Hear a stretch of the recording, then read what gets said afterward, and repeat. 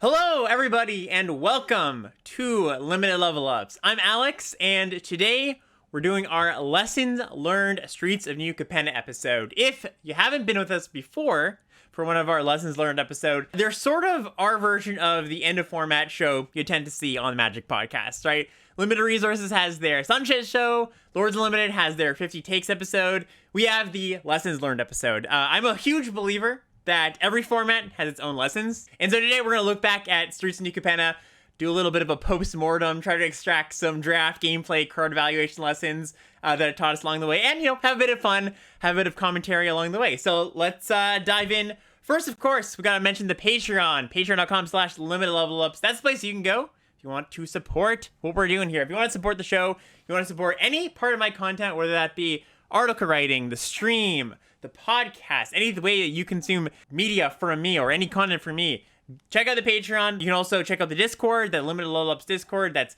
bits.ly/join the Discord if you want to check that out. Cord spelled with a CH like corticals. One of the best times to get into that Discord and one of the best times to get into the Patreon as well with a new set on the horizon. So check it out, and why don't we just jump into the show.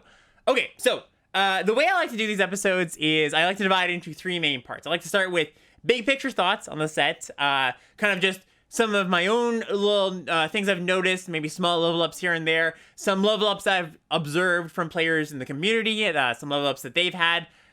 Second, I like to take a few lessons directly from the community themselves. So prior to this recording of the show, I asked on Twitter, I asked on the Limited Level Ups Discord, some of the biggest takeaways from people. I just put a question, hey, we're doing the episode, what do you think your biggest takeaways were from this format? And I got a lot of good responses. Want to share some of those here today. Lastly, kind of a cool part that I like to go over, I do a little bit of a revisiting of the set review. So I've gone back to the Ethan Alex set review. I picked out a few cards that we were the most wrong about. And I'm going to talk about why I think we made some of those missteps and hopefully avoid some similar missteps in the future. So let's start off with big picture thoughts. I don't usually start these episodes off with objective or subjective commentary, but I think that given that it's been, just to be blunt about it, one of the worst received sets in the past 5 years or so, I would say, I figured it would kind of be burying the lead a little bit if I didn't start here. So when I asked people's lessons learned on Twitter, when I posed that question, so many of the answers were a variation of I learned to go outside, or I learned to touch grass, or I learned that constructed isn't so bad, right? Just to give you a quick pulse on the community's feelings towards the format. I'm sure you've got that feeling as well if you're all in tune with Twitch or podcasts or Twitter or Reddit or whatever. This is not a format that has been well received. My personal stance on the format, and I've been saying this since kind of week 2 or week 3, is that I have liked it less than the average format, but more than the average player. That makes it sound like I'm comparing the players to the format. I'm not doing that. I like the format less than the average format, but I like it more than I think the average player does.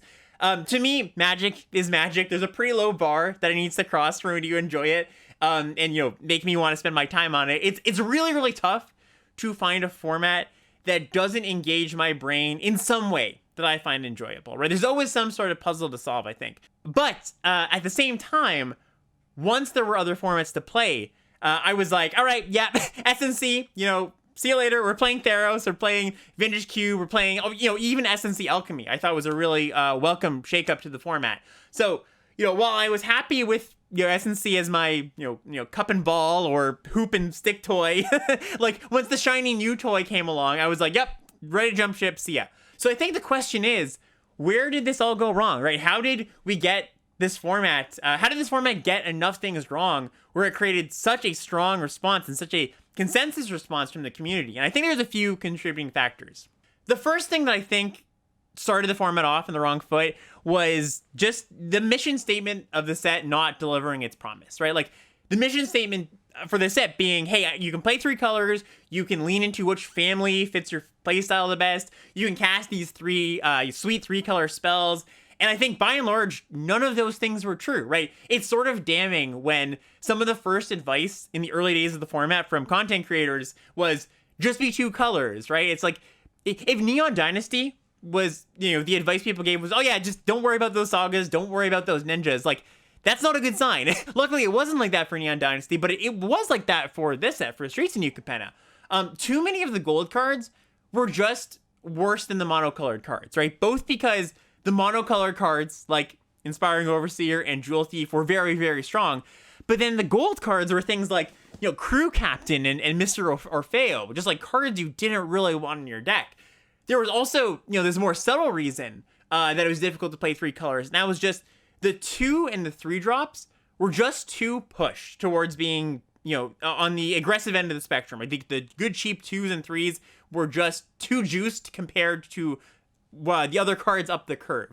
When there's multiple good 3-power 2 drops at common, you've got like, Rafine's Informant and Civil Servant, there's so much pressure on the players to defend against that, right? And so that means there's less time to set up your mana. You can't really take turn 2 off to exile a Family Fixer. Those 3-power creatures just put you in such a bind, and it just makes the range of viable strategies a lot smaller, right? And I imagine that the designers of the set pictured people fixing their mana on turn 2 with those Family Fixers, with the Spur Adjudicators and the Arrogant Outlaws. But that's just not how it panned out. Of course, what didn't help this as well is there was just like 2 or 3 families that just weren't very good. So you started off every draft with a bunch of cards that you would just write off in the beginning of the set or the beginning of the draft because you just didn't want to take them. And all of that is very damning to the set's mission statement. And here's the thing, too. It's like a disconnect between player expectations and the reality of a format. That's not necessarily a bad thing, right? Sometimes you get these really cool moments of discovery, when players are like, oh, wow, I didn't expect, for example, a card like Skycrier. I didn't expect me to be activating Skycrier's ability so much. And then you realize, oh, wow, like this is a cool thing I figured out where I looked at the set and my expectation didn't line up with the reality, and you figure it out and you feel smart. And that's really, really cool, right? You go, okay, that's actually a really good thing to do. Small ripples in expectations like that are often a good thing. And you wouldn't want a format, like nobody really wants a format, even though, as much as they might think, that pans out exactly how they would predict, right? You want those small little surprises. When reality is too far displaced from expectations, though, this is where you get some of those, like, like, this isn't what I signed up for moments. Like, it's like you go to a restaurant, you order lasagna or something, and instead of lasagna, the waiter brings you, like, I don't know, stew, right? They bring you a stew, and that stew might have some pretty redeeming qualities. It might even be pretty good, but it's not what you wanted. It's not what the picture was in the menu, right? So that's just like, there's so much disconnect between what people thought this format was going to be about and what was actually good to do in the format. One strategy being dominant, brokers, of course, also exacerbates this too. When there are mythic commons like Jewel Thief and Inspiring Overseer, and there's all the brokers cards are so good, it's a bit of a downer when you're supposed to just take Overseer or Jewel Thief over what looks to be like a pretty cool rare, right? You open like, oh, this is a fun build around rare, maybe an Ascendancy, right? But you're just like, oh, there's an Inspiring Overseer in this set, or in the pack. I'm just supposed to take that.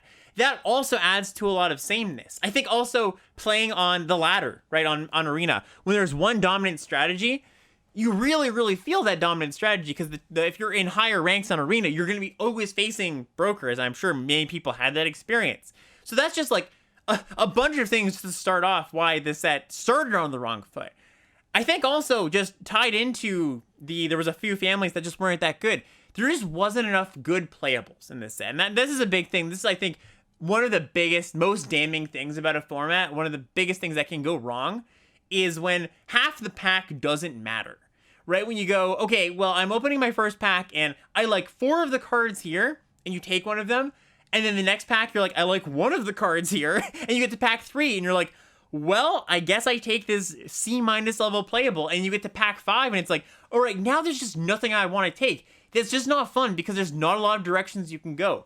When you think of formats people really like, something like a Cube, for example, or just some of the better formats of the past few years, Neon Dynasty, I think, was really good with that.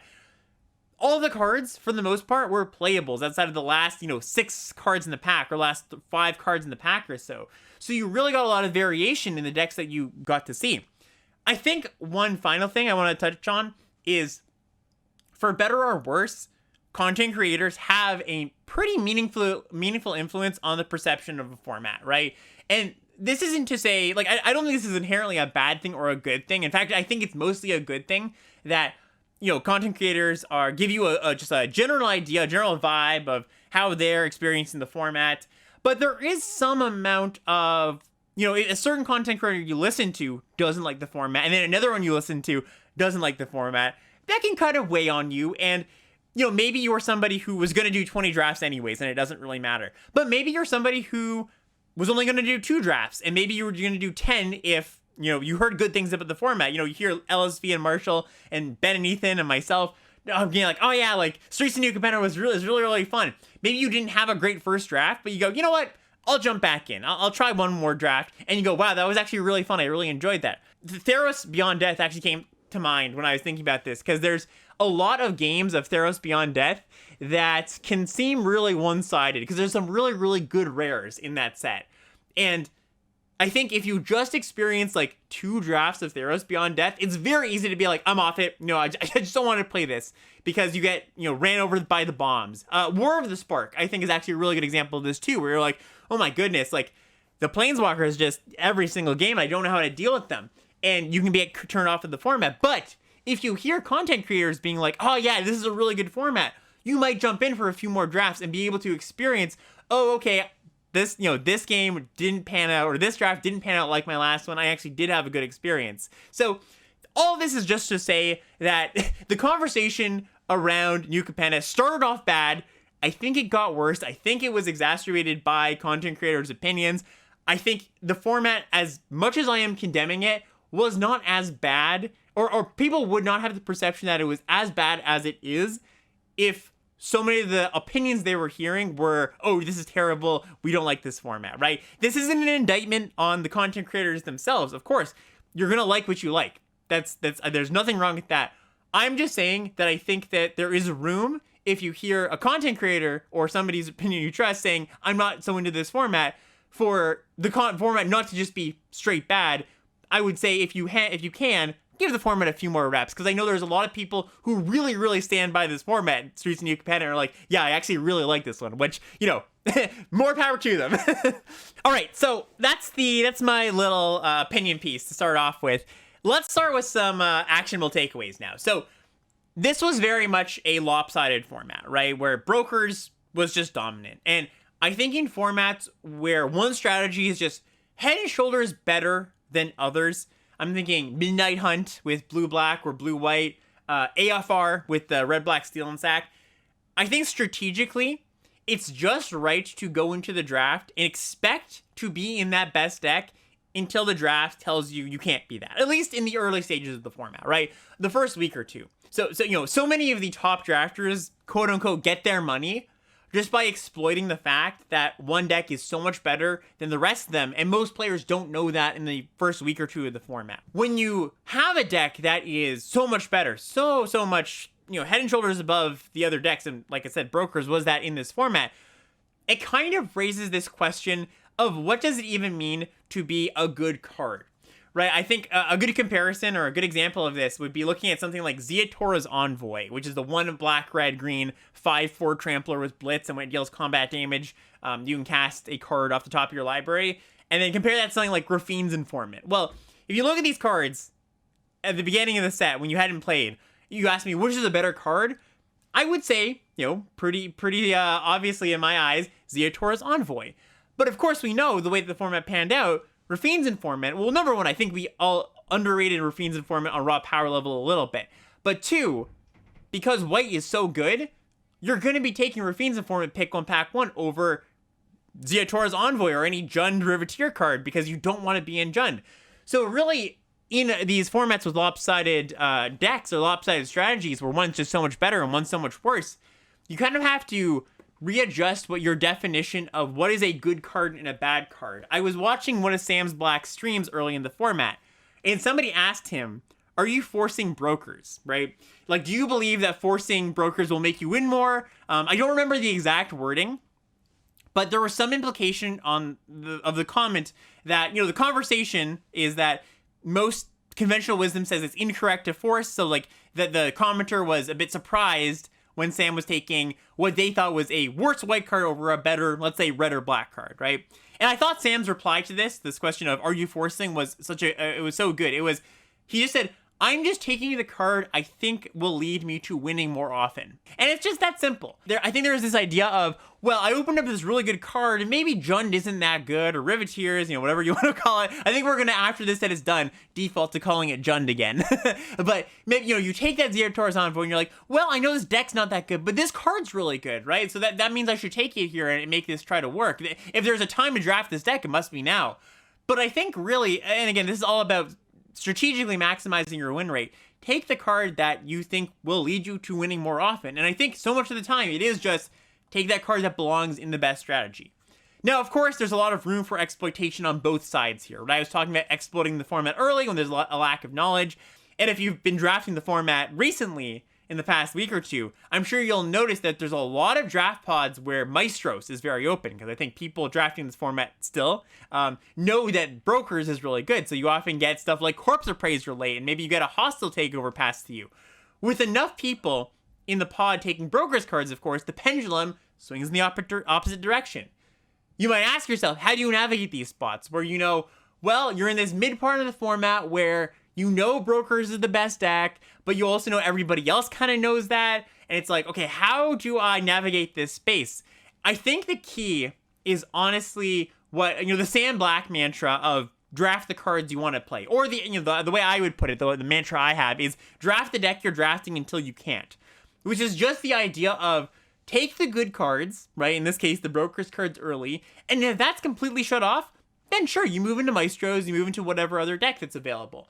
But I think there's some danger of going into a draft assuming that Brokers will be cut because everybody knows that it's, that it's the hotness. Maybe you're just at a table where there's not a lot of people who know that, and you're okay, well, I'm not going to take the Overseer this time, I'm going to take a Strangle, and you just get past 2 more Overseers, right? So I would just stick with your priors of, the best deck is the best deck, and then if there's a certain draft where, people are taking the cards, then you move into the secondary decks, because that's going to end up with a better deck than a bad Brokers deck. I think if you're in the spot where you're fifth picking a bad Brokers card over, a Girder Goons, like you're taking a Broker Veteran, the 2/1 blue creature, over a Girder Goons pick 5 because you started Brokers, that's the point where I would say you're forcing in a way that is detrimental to you, where that's actually going to lower your win rate because you're just not taking good cards. Like, you're taking cards because that they go in the best deck, but you're not taking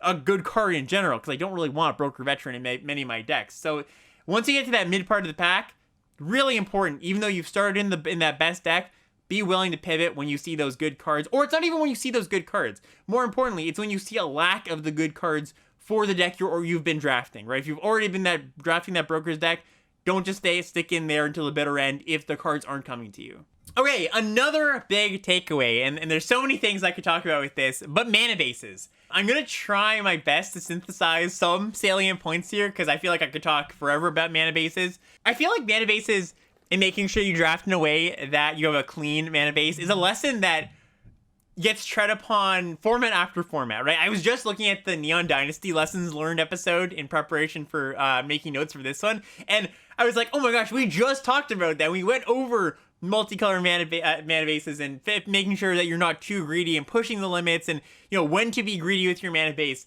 And it's just this lesson that I think has to, of course, there's newer people who maybe didn't draft Neon Dynasty who didn't get those lessons, but it's just a lesson that I've noticed comes up over and over and over again in the community. And it's not the most fun thing to talk about. I guess it's not the most engaging if you're not super into the math of mana bases. And it's just fun to jam all your good cards into a deck. But I think a common question that I get asked is, what are some things that separate a decent player from a good player? And I think a huge thing is just responsibility of the mana base, and not just even in the build, right? Where you're like, okay, I've got my cards after the draft is done. Let me figure out the numbers of the ratios. In the drafting in a way where you're not just ending up with a 3-color pile at the end, right? That's just so huge. So here are just some points, some quick points. The biggest one, of course, is take lands highly, especially in a multicolor format. I can't stress this enough. Take lands, speculate on lands over mid-level, C-level playables, right? Like, the having a good mana base or picking up a dual land and then picking up a card you might want to splash later. You know, you pick up a Skybridge Tower in a weakish pack, and then you get past a Lagrella or a Discipline Duelist. It's just so much better because you're like, oh, I can take that Discipline Duelist now and not feel too bad about it. I just have to pick up another land or two, and I've got my splash sources here. When I go through draft logs, it always surprises me the level of playable people will take over a land. Like, not even, maybe not on color land. Like, if you're in Brokers, you're like, okay, they take the green-white land.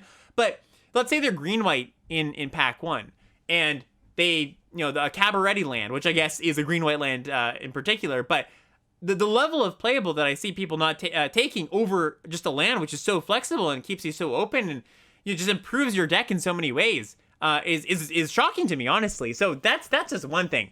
Be more, like, see the lands in the pack more often. Be more willing to take them. Again, I can't stress this enough. I'm sure it's a lesson we're going to be treading over again and again and again, but I'll say it as many times as necessary, basically.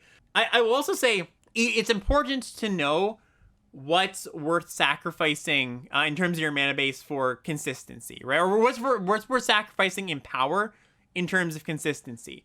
This is a big thing when you're weighing, oh, should I be splashing 2 3-color cards or only 1 3-color card, right? Often on stream, I'll end up in a spot where, let's say I'm green-white and I picked up a Discipline Duelist in the draft, and the Discipline Duelist ends up in my sideboard, and somebody in chat will be like, oh wait, isn't Discipline Duelist really good? Don't you want that card in your deck?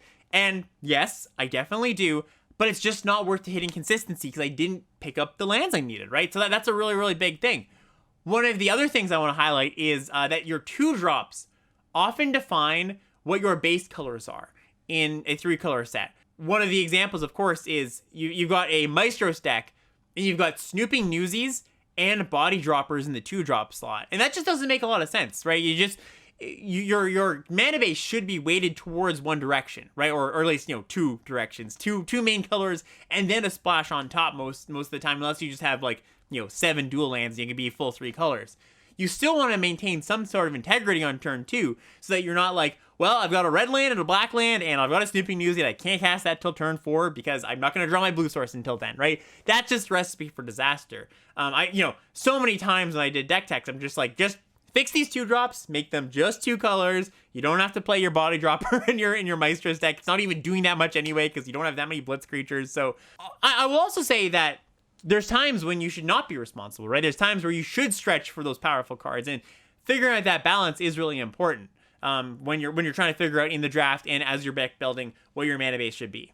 All right, next big picture point from this set that I think a lot of people were a little bit surprised of, and I've talked about this a lot, but Combat Tricks, they were very good.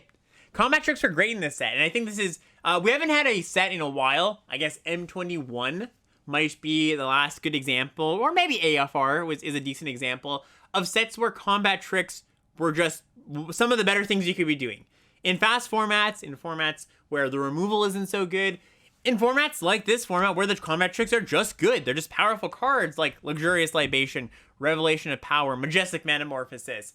It's a common trend I've seen of people writing off Combat Tricks as just a whole class of cards and being surprised when it's like, oh, that's a good card. 17 lands is telling me that the Combat Tricks are good in this set. Like, that must be a mistake, right? I think it's often the assumption. Like, there must be something funky in the data going on there. I know for the Family, which is the 1 green mana Combat Trick, that was a spell that people were surprised at, and there was a few responses that I saw were going, oh, like that we have to, check the numbers there. There must be something wrong with 17 lands. A Combat Trick can't be in the top 10 commons in the set.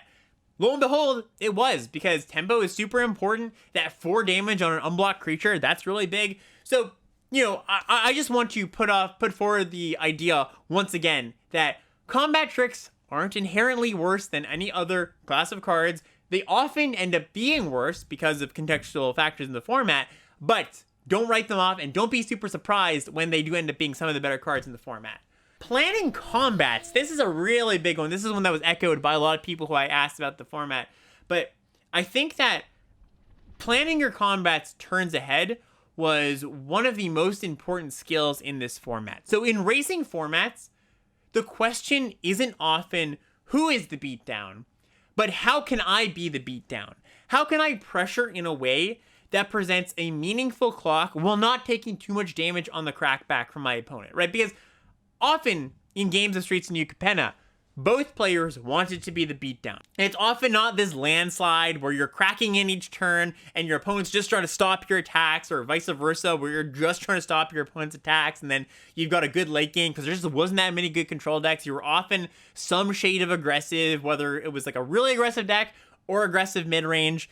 And you're volleying it for position, slowly setting up a more advantageous board, making good exchanges than your opponent, putting yourself in a position where you don't die to one combat trick on an unblocked creature, or where you can set up lethal with a combat trick over the course of 2 turns with a For the Family or something.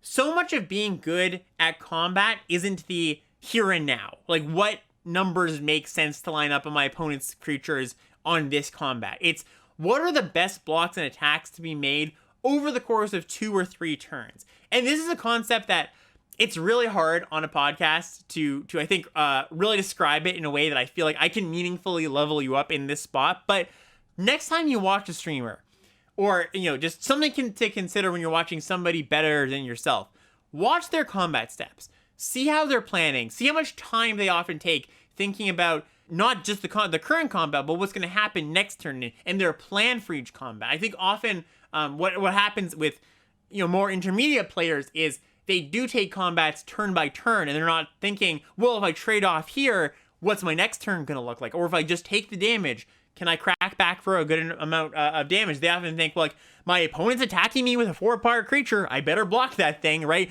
When there's spots where it's like, nah, you're at 20, you can just take that, it's okay, you've got a lot of gas in hand, like, you can race them pretty well.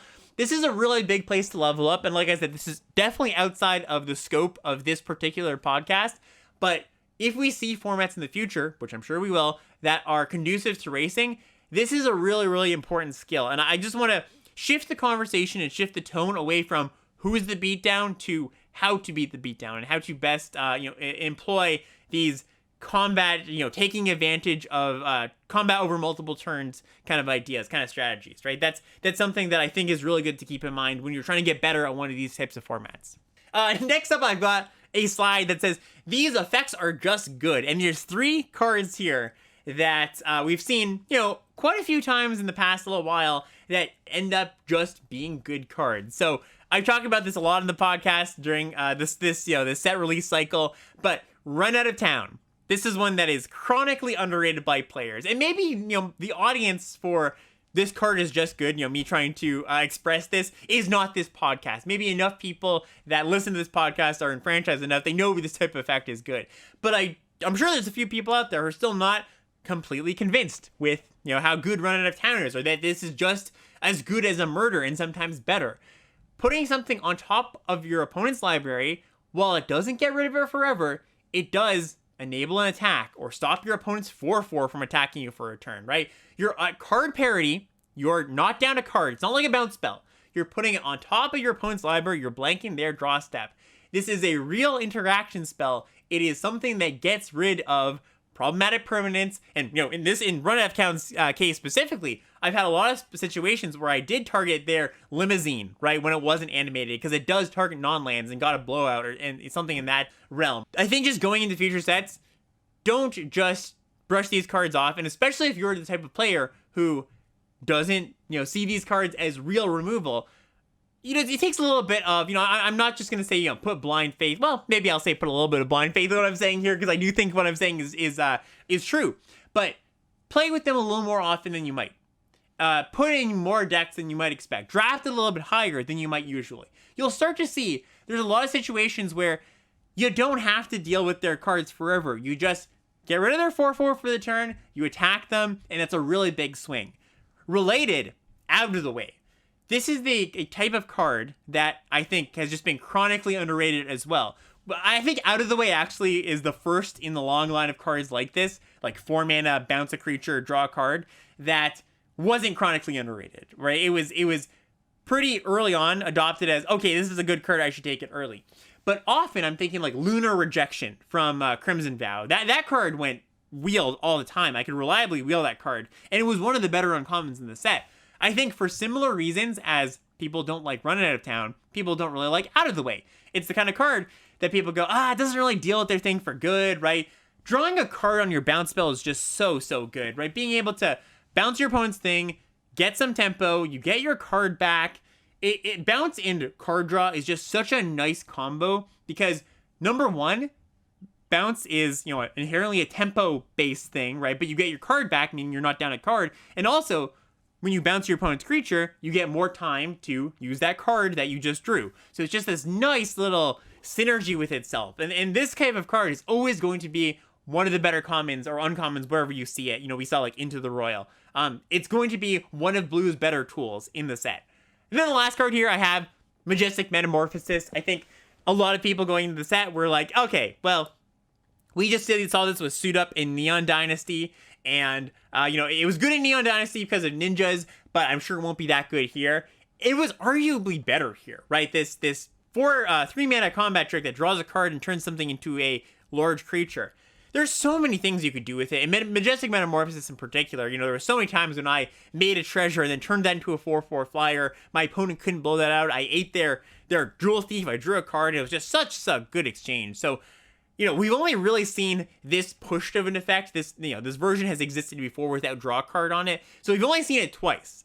But I'm willing to bet that going forward, if we do see this again, it's going to be just as good as it was in this set and it was in Neon Dynasty. All right, and one last big picture thought I have is just on mulligans. So, if you've listened to this podcast or watched my stream for any amount of time, I am a player who does not mulligan very often. I think going through 6 cards is very, very bad. And I think in general, and 17 Lands actually has this stat that shows that most players mulligan a bit too frequently for how good it is to mulligan in the abstract if you want your win rate to be at an optimal point. But in faster formats, you find yourself mulliganing a little bit more often, or at least I found myself mulliganing a lot more often in this format than I normally would. Of course, that's just because your opening hand has to be a little bit better than if it was a slower format. You don't have time to set up. You need to have a 2-drop all the time on turn 2. You can't be kind of a clunky hand and be like, okay, well, I've got a few draw steps to draw out of it. The game could just be over by that point. You just didn't have time to set up. So the faster the format, the more you should be willing to mulligan. Vintage Cube is like the quintessential, the most, I think, poignant example of this, where it's just like the games are super, super fast. You have to have exactly the cards you need at the right time. And in slower formats, you're kind of okay to keep a clunkier hand. You kind of want to start with 7 cards so you can win the card advantage war. And that's the other thing too, right? In a faster format, you don't always need all 7 cards, right? Sometimes you can win the game with your 6-card hand just fine, right? It's certainly a disadvantage, but it's not as much of a disadvantage as it would be in a slower format where every card matters. How many games have you won of this format where your opponent died with 3 cards in hand, or you won with 3 cards in hand even? That's a really common occurrence in this format. So in a fast format, this is just a big picture takeaway. Just be a little bit more willing to mulligan, even for people like myself who are generally not that prone to mulliganing.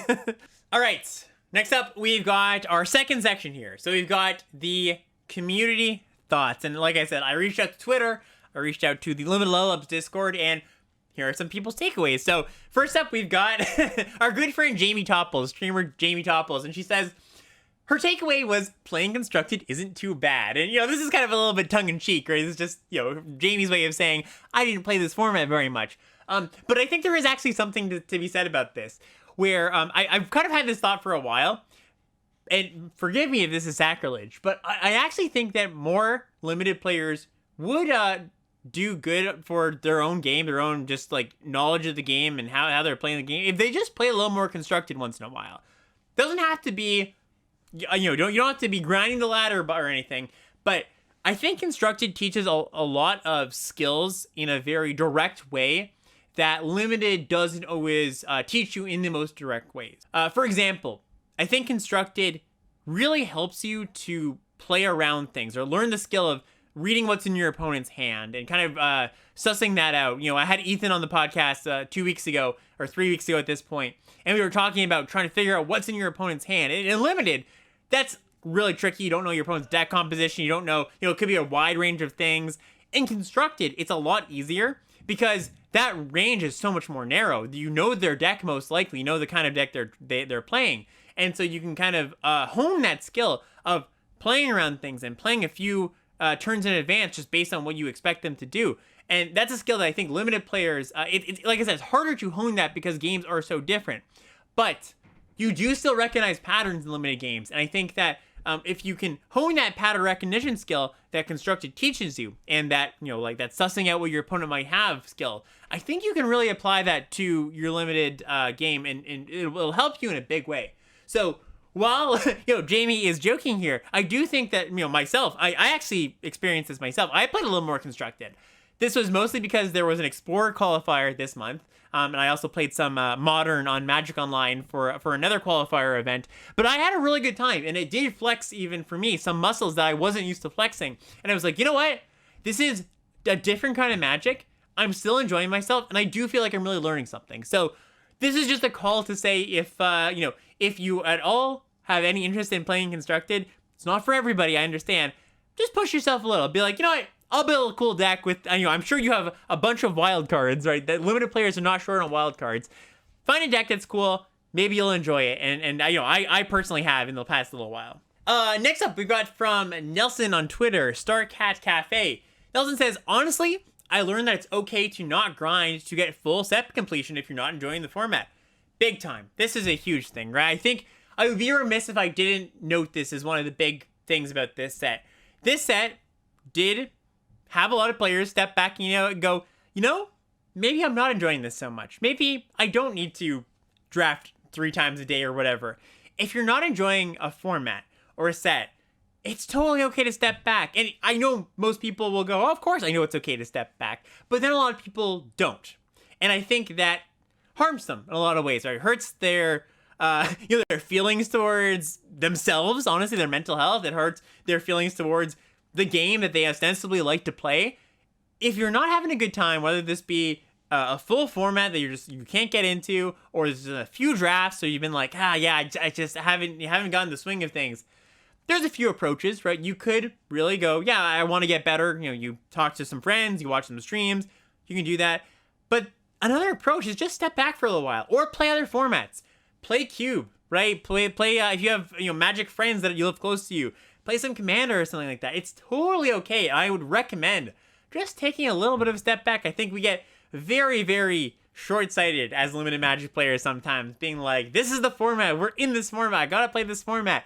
Because, for the next 3 months, this is what it's about. This is what people are going to be talking about.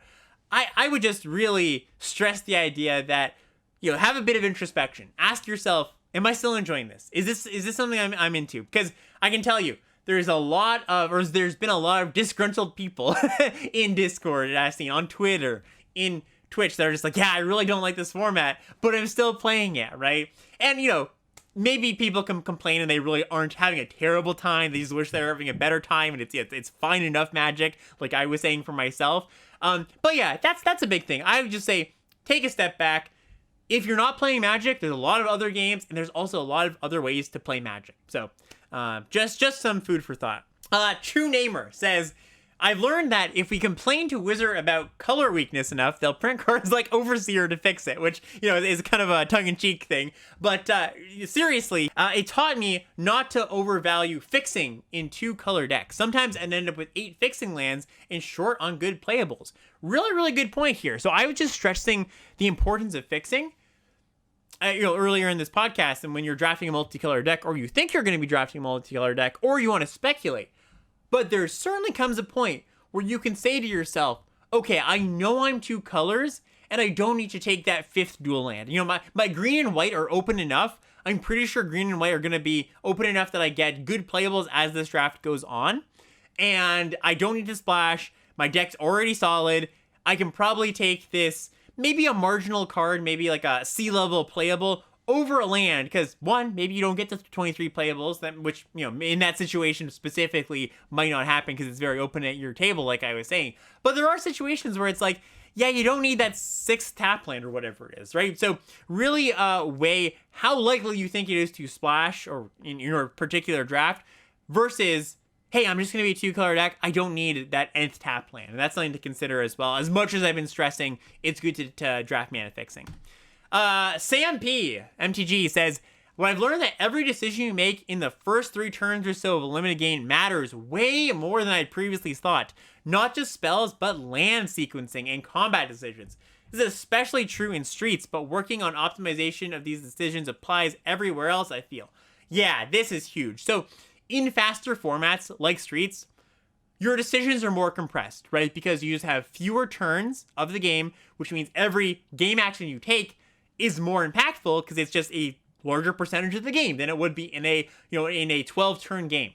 So really make sure land sequencing, like Sam is saying, super important. If you're a constructed player, land sequencing is something you think about a lot. But I think as limited players, because we don't have access to dual lands all that often, it's not something that really comes to mind.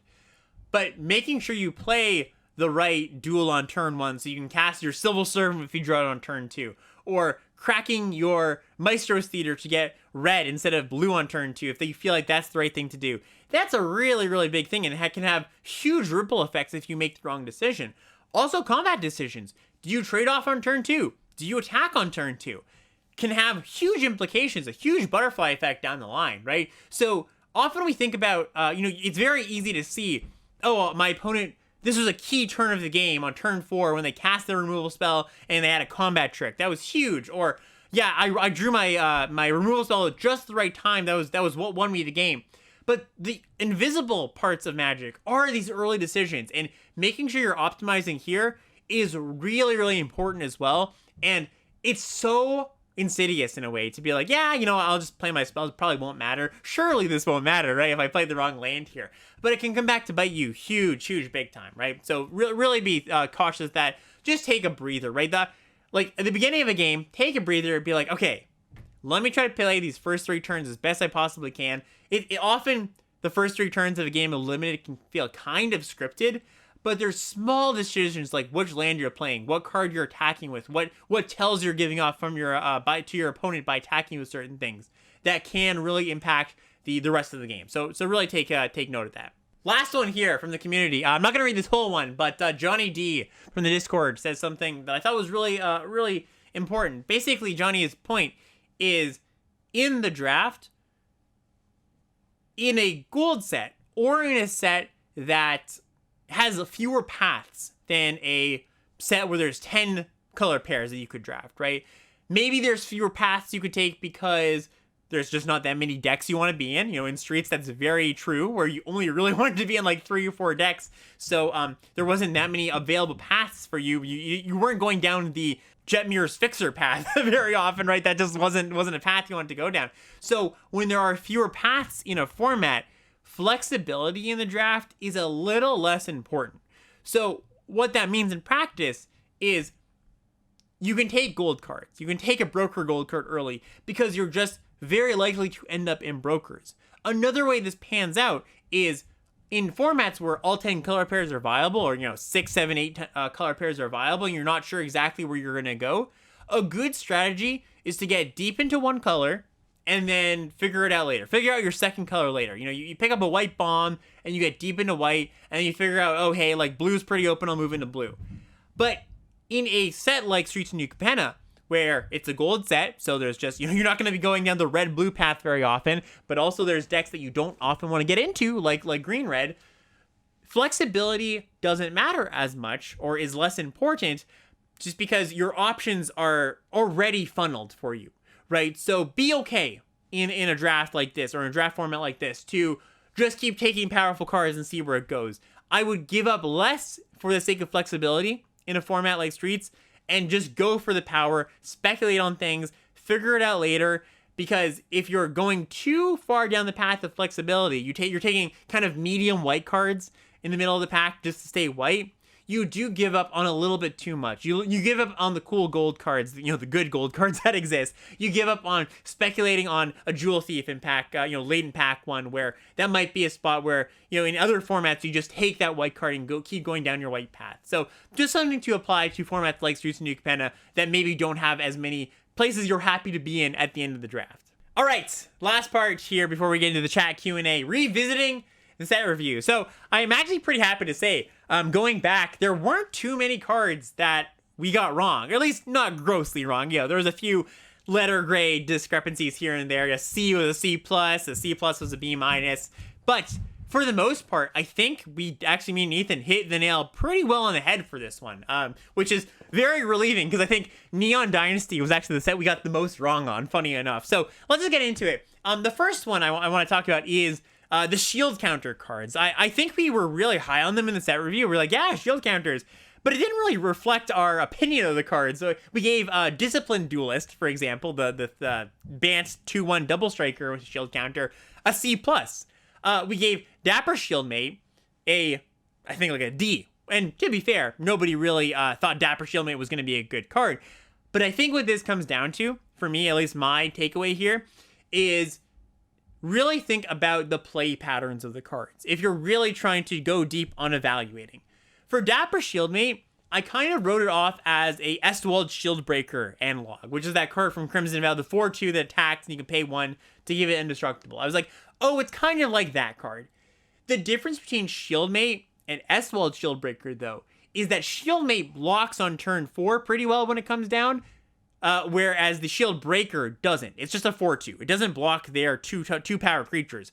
Whereas with the Shieldmate, your opponent doesn't really want to attack in their 2-2s and their 3-2s into it, because your Shieldmate is just going to eat it. Same thing with Disciplined Duelist. If I just thought a little bit about how hard it is to get that first shield counter in combat off of the Disciplined Duelist, I think I would be way higher on it. So, this, of course, is more of a set reviewer thing than anything, but you can employ this as well in your own set card evaluations. Just thinking, actually visualizing how the cards might play out on the battlefield, which is a tough thing to do, but this is why, when you first play a set, you're like, oh, you see a card in play and you're like, oh, I get it. I now get how good this card is, which is a funny thing that happens. A lot of times we don't really get how good a card is or how not good a card is until it actually is on the battlefield.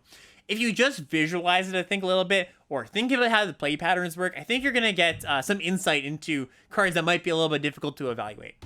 Next up, we've got Corrupt Court Official, and the next few slides are just a bunch of cards, a bunch of synergy cards that just didn't really get there, where, Streets of New Capenna ended up being more a card quality set than a synergy set.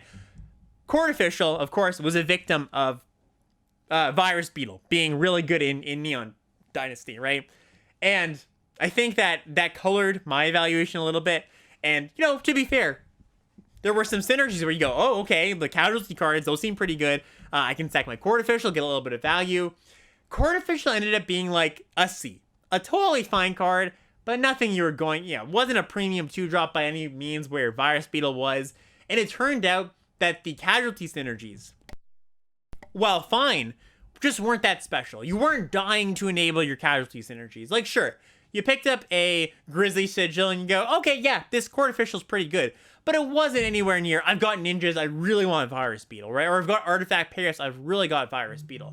So all this is really to say that, I think that synergies, even, the synergies you look at before the set comes out, really have to temper how good those synergies are. And I don't know if this really matters in the grand scheme of things, because after you play the set, you kind of figure it out. But I think maybe it does, because it's easy to carry your preset evaluations into playing, right? And I think I did that a little bit too long with Corrupt Court Official. I think a lot of people honestly did with Corrupt Court Official, where Corrupt Court Official is not a card I care about being in my deck very often these days.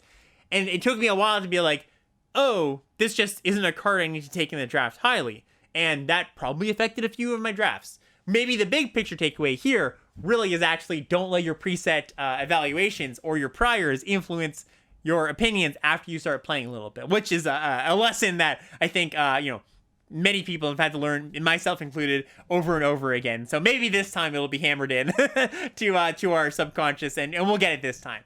Similarly, we got Gold Hound and Sticky Fingers. These are just, we rated these, I think, are at about a C. And those are, they ended up being lower than that.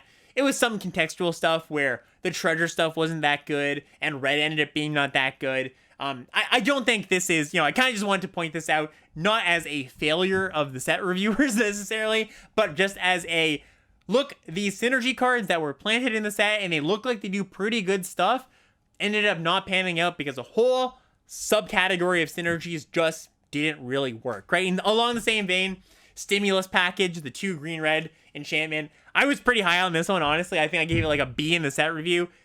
I could see it being, better than it is in this set. if the treasure stuff was a little bit better. But man, it's really hard to forgive a card for being just not that good in a vacuum when it's also not that good when you get the right synergies. Like you could have the best treasure deck in the world, all the sticky fingers and big scores, and Stimulus Package just still wasn't that good, right? So I think something to be said about these cards is if a card is, and this harkens back to the synergy episode I did last week. If a card is good in a vacuum, the synergies that go with that card or are pertaining to that card doesn't really matter if they're good or not, right? Just like, okay, the card's good, and that card, if it has synergy, great. But if a card is bad in a vacuum and needs a bit of help on synergy, be careful if those synergies don't actually pan out to be good. Don't go after synergies that, after we've played the set for a little while, we realize, hey, these treasure synergies just aren't very good. It's not a dream worth chasing, is something I would say. And that wraps up my portion of the episode. So if anybody in chat has questions, any lessons you'd like to share from the set that we haven't already gone over, please feel free. I always like to keep had this episode be a little bit more of a free-form discussion in the chat Q&A. It doesn't necessarily have to be a question, but if you'd like any comments on the set, feel free, and we'll have a little bit of a chat here. Yeah, so first thing I want to talk about here is Flying MTG. I assume this is response to the comments that about the gut check about feeling the play patterns of cards when I was talking about Dapper Shieldmate and Disciplined Duelist. Flying says, I super duper agree with this. One trick that leveled up my card evaluation was asking, how do I feel when my opponent plays this on curve? That's such a good way of thinking about it. And, you can do this for yourself too. How do I feel when I play this card on curve?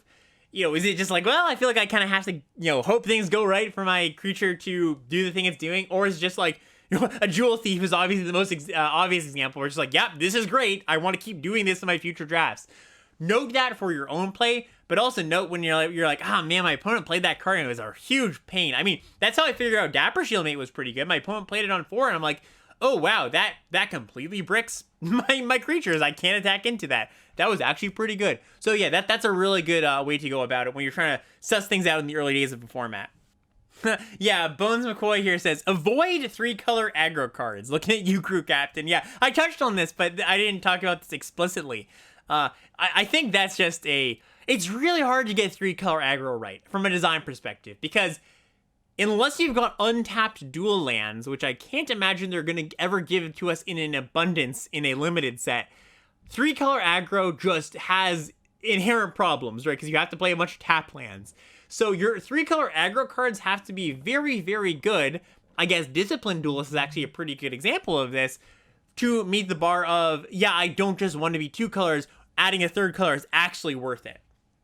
Springbok says, one thing I learned is easy to overvalue removal, especially in this set. Yeah, this was another thing that I've covered on previous lesson learned episodes, so I didn't feel like I wanted to reiterate this again. But it's very true. That was something that people said on Twitter as well. Just like, yeah, I learned that even good cheap removal, like Murder, isn't always like a must draft and must put it in my deck, right? Like, Limited's kind of moves past the, Doomblades are the best thing to be doing in every limited format, right? The creatures are so good these days that, yeah, they're good. You want some, but it's not the cream of the crop necessarily anymore.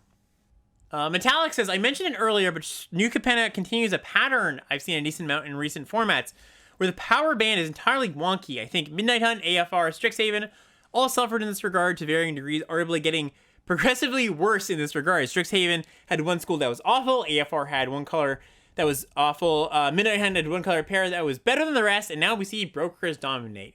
Well, I'll throw a bone to Strixhaven, and I will say that I think that Strixhaven, while Lorehold was not very good, for the most part, I think that was a pretty balanced format. Like, the Silver Quill decks were excellent, but not so much better than the next best thing. And there was a good range of different decks you could be drafting in the middle there. But, point aside, that's a bit of a tangent.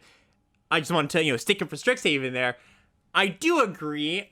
I don't know if that's really a thing in the last year or so. I mean, I think maybe it's become more prominent now that we have 17 lands to show us just how much better these decks are sometimes than the other. Like, I wonder if we go back to previous formats where we didn't have 17 lands for, it would be like this too. Like, I'm thinking you go to, I don't know, Throne of Eldraine, and whatever you think the best deck in Throne of Eldraine is, maybe that was the best deck by quite a bit, and that wasn't quite in the forefront of our minds because we didn't see the numbers in front of us, right?